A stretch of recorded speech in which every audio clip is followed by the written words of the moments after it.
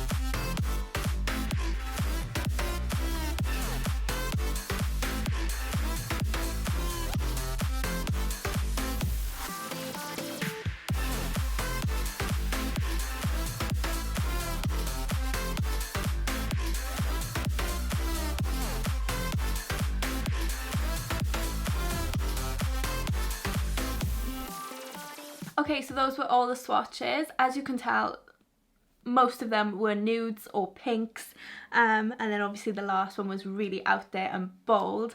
I don't wear that very often.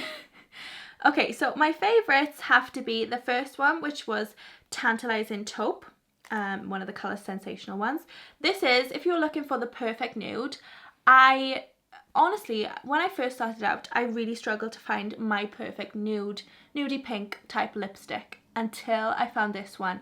Nothing, in my opinion, is nicer than this lipstick. It is amazing. It is the perfect colour, perfect nude, so soft and creamy on your lips.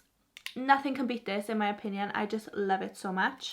And then my second favourite has to be the second but last one, so Rosey Risk. It's just a really nice pinky red, but really pale.